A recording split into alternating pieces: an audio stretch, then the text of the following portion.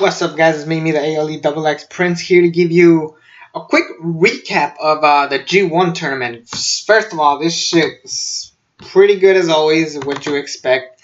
Definitely, I felt like it was like a bunch of cool things that they did, and then some things that I just realized that they just kind of had to get out of. Like, first of all, I just think that the best match of the show was of the whole tournament was the finals, which is rare because usually you expect them to be super tired, but no, they found a way to just tell a great story with this. Hiroshi Tanahashi and Kota Ibushi, they basically told the story of how Hiroshi Tanahashi's been at the top for was at the top, but he hasn't in a while, and Kota Ibushi fighting once again fighting Kenny Omega at Wrestle Kingdom 13 possibly, but it ended up concluding with both with Hiroshi Tanahashi going over, which I thought was pretty random to say the least. We're getting Kenny Omega versus Hiroshi Tanahashi, which sounds like a great main event. We've actually seen this match before back in New Beginning. And I think that match was good, but you could tell that Kenny Omega wasn't the Kenny Omega we know today. Now that we have the freaking Kenny Omega at like being at the top, that's just showing you how fucking fantastic that match is gonna be. That match is gonna be off the chains. It's gonna be possibly one of the best matches of the year next year at Wrestle Kingdom. Wrestle Kingdom finds a way to always have some of the best matches of all time. It's basically the modern version of WrestleMania. Some matches that definitely stuck out for me. You can never go wrong with Hiroshi Tanahashi and Kazuchika Okada fighting. So the fact that they ended in a draw was kind of odd, considering a couple years back they had the same result. Only now that Hiroshi Tanahashi ended up qualifying at the end anyways.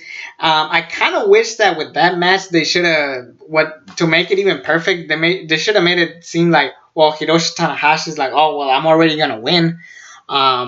So it doesn't really matter. At this point, it's just about Okada trying to beat him and doing everything he can. So they should have played that story off a little bit more. I felt like it was just more of Hiroshi Tanahashi wanting to beat Okada fair and square, which also worked. But I still think it was not. I felt like they should have played that story. That way, that match feels different than most matches. Which, I'm not saying it was the same recap match, but I'm just saying. Anyways, but you can never go wrong with those two guys. They've killed it since freaking 2013, and they're still kicking ass. Their matches are actually a lot better than they were in 2013. To be honest, which is pretty much saying how well established these guys are. It really does show. Omega and Ibushi, that was just. I've been waiting for that match for a while. Ibushi beating Omega was great. And then afterwards we find out that Pentagon Jr. and Kenny Omega will be fighting at All In. People were predicting he's going to fight CM Punk. People were predicting he's going to fight possibly Daniel Bryan if he doesn't resign and they work out an agreement. No, they went out and just said, yeah, let's do it. Let's have Omega and Pentagon Jr., which sounds random as fuck, but I'm cool with it. That's a match I've never seen. I mean, I've seen it. I'm pretty sure we've had it in the indies back in the day. But, again, it's all about developing stars. So I'm excited for All In now. Pentagon Jr. and Kenny Omega. Hell yeah. Semi-main event. Let's go. But this, enough of that. Let's talk back to G1. Chaos beat the Bullet Club.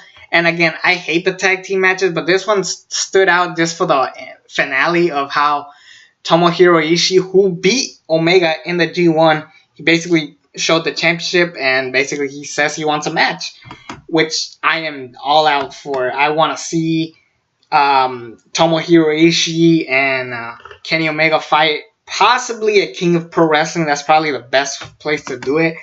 I'm all out for that one. That match is going to be fucking amazing. Let's see. What other matches stuck out? How can I forget about this guy? Jay White has definitely improved. Now, he did not have a lot of great matches in the tournament, let's say, but the fact that they gave him a victory over Okada and Tanahashi was great. It kind of reminded me of that gauntlet match that they had on Raw, where they had Seth Rollins pinning the top two guys, which were Roman Reigns and John Cena in that match back to back. And it kind of reminded me of that. It was pretty cool. It was nice to see. Jay White's, we gave him a lot of crap, but now he's improving. Hangman Page is great as always. He had a good start, and then slowly his matches just got kind of boringer as they went on. But I still have a lot of hope for Hangman Page. He's just been at the top of the game. He's just been hella over, and I've just been digging what he's been doing recently. Evil, another great talent. Definitely a big improvement. Ever since his conference with Chris Jericho, I feel like he's definitely improving a lot, and he's definitely been more entertaining. So I'm definitely digging what they've done with Evil, and hopefully it leads to like a chance for one of the mid card titles. Maybe he takes the U.S. belt off Juice Robinson. Maybe I'm definitely up for that. Naito. Now Naito was really close to beating him until Zack Sabre Jr. beat him, which was also a pretty solid match. I gotta say, it was definitely one of the better matches, one of the more underrated ones, considering it's one of the more recent ones that happened. And it was great. Now Zack Sabre Jr. and Kota Ibushi, they had their first encounter back at last year's G1, and consistently they've been having back-to-back matches, and it's just insane how much you don't get sick of Sabre Jr. and Ibushi. And I think the one they had this year was probably my favorite one. It was definitely one of the better matches in G1. It's definitely one of the best favorites. Omega and Naito, that's another one. Same night, actually. I really like that Naito and Omega were definitely they went to the semifinals in 2016, 2017. They were the finals, and this time they start off their G1 in night 2. So that was awesome. Great different beginning. Definitely their weakest match, but that's not saying much. I still want to see more. If anything, they should have main evented Wrestle Kingdom. Honestly, think about it. Naito Omega, that's a damn well match. I was talking to Samoan Fan 101 on Twitter. We were talking about they should have done Omega, Okada, and Naito at the main event, which sounds fucking amazing. Think about it, but then I started thinking, have we ever had a triple threat main event at Wrestle Kingdom? I don't think so, and it could be a good start. I kind of wish we do at one point have a different main event. I know it's nice to have a one-on-one, but it's nice to like spread around different stipulations. Not necessarily stipulations, but add more guys to certain match. I'm not saying do a six-pack challenge or fatal five-ways like the WWE. I'm saying just every once in a while have a triple threat or a fatal four-way. That would be nice, different twist. Like, oh shit, what's gonna happen? Plus, I've never really seen a triple threat match in freaking New Japan. I don't think so. I don't think we've ever had a triple threat match. I mean, we've had a couple of them. Maybe in the past, Samoan Fan 101 reminded me, Brock Lesnar fought two other dudes, forgot who. Some disappointments of the G1. I would have to say Kenny Omega and Zack Sabre Jr. is probably one of the biggest disappointments.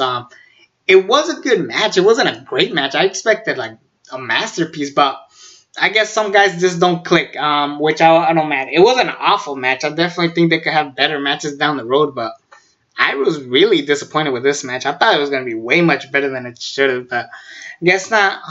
Another match that really disappointed me was Toru Yano and Kenny Omega. The build-up was pretty solid, but then I realized Toru Yano pretty much sucks in the ring. He really is not that great.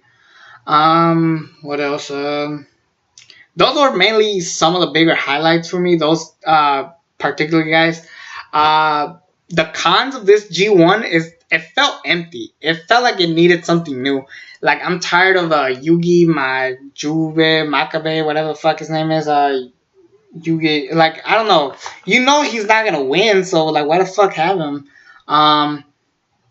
Let's see. There's like a lot of people that I felt like they didn't need to be in this tournament. Like, I understand Toru Yano despite the match not being as great. Another great match that I forgot. Tomohiro Ishii and Hiroki Goto. That's another great match that you should definitely go watch. That's how you build up two big men and do crazy out of the wall things. That is a perfect match to have. But anyways, sidetrack.